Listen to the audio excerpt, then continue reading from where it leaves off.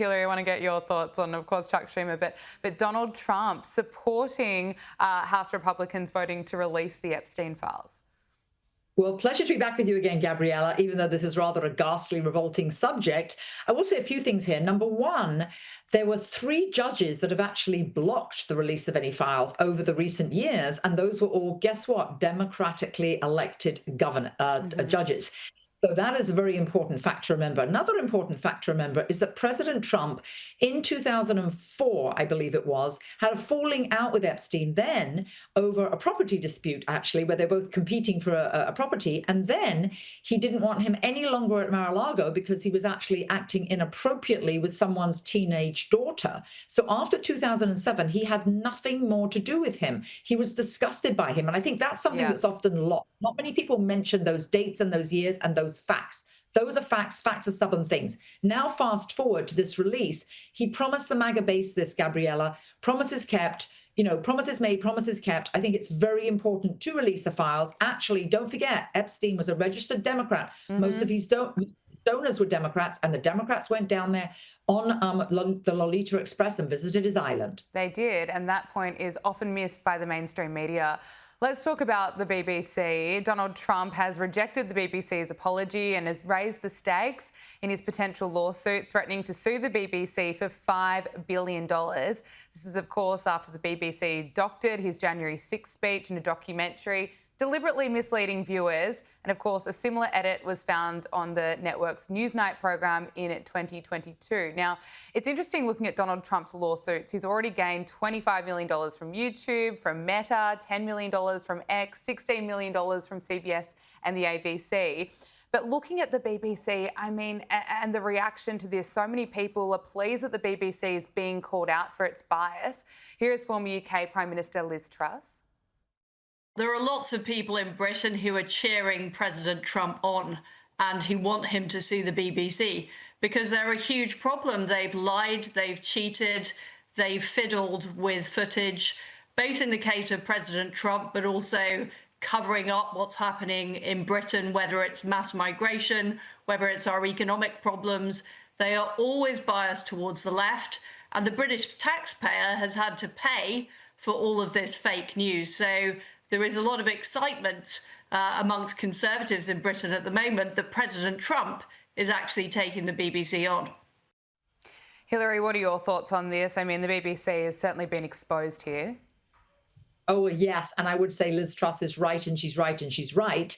What's very important, I think, for Australian viewers and global viewers around the world, in the US at least, the taxpayers fund PBS, which is the public broadcasting system. And exactly what Liz Truss just said there, the British taxpayer to watch television has to pay a television license. That's what funds the BBC. So if you're funded by the people, you have to be objective so that you represent all of the people. I don't know if you have the similar thing in Australia, but it's a very important point. I mean, networks can be biased. They can be left-wing if they want, and if they want to be right-wing. I think actually conservative is usually very sensible and more moderate than people give it credit for. But in this instance, I would say that, yeah, very importantly, you're paying to have something you don't necessarily want or believe in. And what's more egregious than anything is that the BBC's then, it's one thing to make, in quotes, a mistake, which they didn't do. It was deliberate.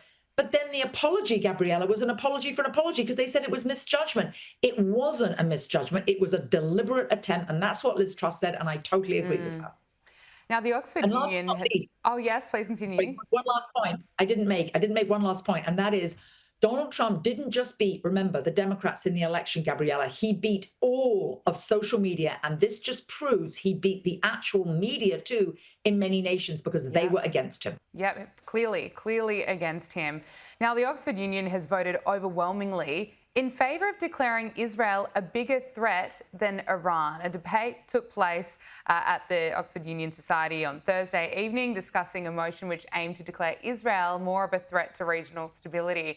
It's interesting, Hillel Muir, the executive director of UN Watch, made the point that Israel does not arm terror proxies in 5 Arab countries. The regime of Iran does that. He also said that in his debate at the Oxford Union, he said that their proposition that Israel is a greater threat to regional stability than Iran struck me as deep satire, But then I recalled that 501 of their members voted to back the student chair who cheered the killing of Charlie Kirk. I mean, that's what I thought of as well, that you had the head of the Oxford Union, I mean, celebrating the death of Charlie Kirk. But can I get your thoughts on the Oxford Union voting to overwhelmingly declare Israel a bigger threat than Iran, Hilary? Well, maybe they didn't, Gabriella, hear about October 7th. I think that Israel obviously was attacked on October 7th. I actually was on a mission invited by the CEO of another network to go with their team and to go to Israel. And one thing that we learned there was Hamas, not only did they attack the Palestinians, obviously funded by and helped by the Iranians, but then that 5,000 actual civilians went in to have fun to murder more people. Now, they actually are exactly the same as the Iranians. I think the Iranians obviously were backing that. They allowed that to happen. They knew that that was happening. So they're culpable as well. And I think this is actually a very despicable vote. It just shows where they're from, and that actually I would say it's very sad for Oxford to see Oxford go this way. Absolutely.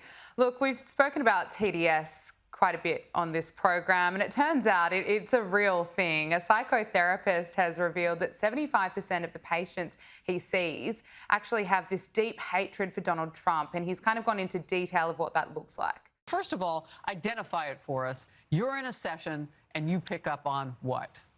Well, Harris, it doesn't take long for me to pick up on this. People are obsessed with Trump. They're fixated. They're hyper-fixated on Trump. And they talk about some of the features of this disorder. They can't sleep. They feel traumatized by Mr. Trump. They feel restless. I had one patient who said she couldn't enjoy a vacation because anytime she saw Trump in the news or on her device, she felt triggered. So this is a profound pathology, and I would even go so far as to call it the defining pathology of our time.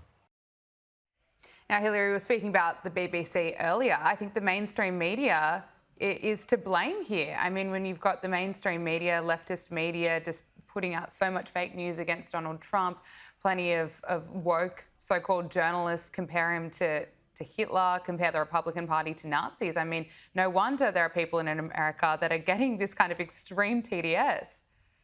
Oh, I totally agree. And I have a prescription, actually, that will be the solution for this ghastly condition that they have. And that is, why don't they watch some more of Sky News Australia or the other networks I'm on, GB News and Newsmax in the US? They're watching networks like the BBC. And actually, it's a very serious issue because, again, the BBC used to be the bastion of serious, moderate, actually accurate news, and it is no longer. It is the Brit bashing corporation, and they actually have manipulated and misrepresented facts. And so I think that these poor, actually, I feel sorry for these people because obviously they're thinking that the networks are the same way that they were years ago. Watch Sky News Australia. They'll feel much better. Great advice, very important advice, great prescription, I suppose. Look, I suspect plenty of these people have TDS. A new poll has revealed that 40% of young American women want to leave America permanently. This is according to a new Gallup poll. It found that 40% of women aged 15 to 44 voted in favour of leaving, and 19% of men within the same age bracket agreed with that. Look, I think the same thing. I think surely they've got Trump derangement syndrome and are trying to escape Trump's America. Well, I've got another solution to that, Gabriella. They should just leave. They'll see what the rest of the world is like. And then they actually should look at statistics, and they should see how many people try to come to America, both legally and illegally. If they don't appreciate the luxury that they have here, the safety that they have here, what nation the US is with all the opportunities, if they don't appreciate it, let them go and let other people that are hungry to work hard and have all the opportunities and appreciate America, they should be let in. Well said. Hilary Fordwich, President and founder of Strelmark, thank you so much for joining us. Pleasure, Gabriella, always.